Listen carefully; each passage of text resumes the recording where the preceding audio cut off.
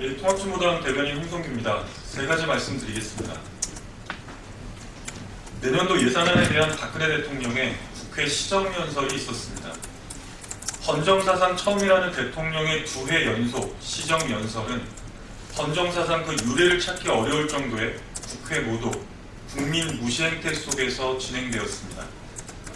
비교섭 단체는 보기 싫다는 충격적인 청와대의 입장에 대하여 공식적인 문제 제기가 있었음에도 청와대와 국회 사무처는 묵묵부답, 아무런 해명도 사과도 없습니다.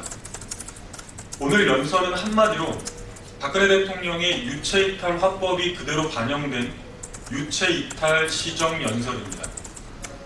비정상적 과거의 적폐를 과감히 바로잡아 경제의 기초를 튼튼히 하겠다며 가장 첫 번째로 국민들의 안전 문제를 꼽았습니다. 200일이 다 되도록 특별법조차 제정하지 못하는 상황에서 그것도 대통령과 청와대가 가이드라인까지 제시하며 가장 완강하게 가로막고 있는 이 참담한 현실에서 그야말로 공허함을 넘어 분노스러울 따름입니다. 공공기관 혁신으로 생산성과 효율성을 높이겠다고 강조했습니다. 박피아, 선피아로 불리며 끝도 없이 쏟아지는 무자격, 낙하산 인사들로 과연 가당키나 하겠습니까?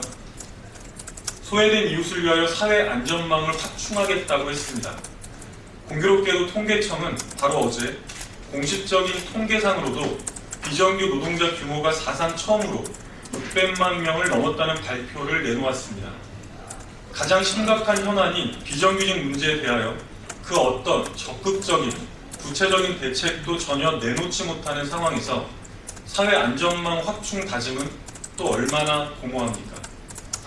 군사주권 포기로 국민들의 분노에 직면한 전작권 환수 무기한 재연기에 대해서는 아예 언급조차 없었습니다.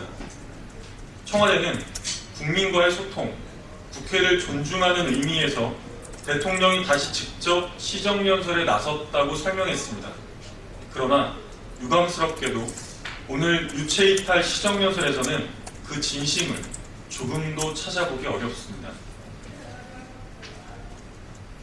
두 번째입니다. 우리 박근혜 정부는 낙하산 인사를 하지 않는다. 어제 청와대 비서실 국정감사에서 나온 김기춘 비서실장의 말입니다.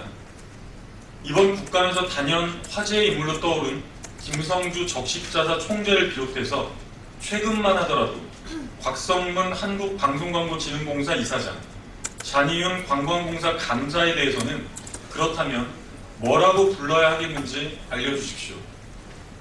김관진 청와대 국가안보실장은 군사주권을 미국에 상납한 전작권 환수 무기한 재연기와 관련해서 작년 여름부터 공개적으로 투명하게 해왔다고 답했습니다.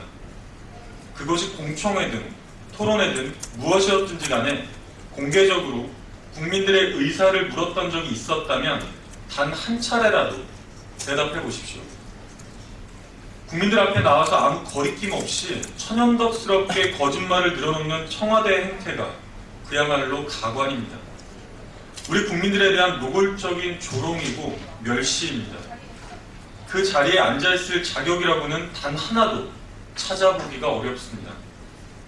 어제 국감에서 확인된 유일한 사실은 박근혜 대통령이 분기탱천하며 강력하게 금지해야 한다던 유언비어의 진원지야말로 바로 청와대라는 사실, 그것 하나뿐입니다.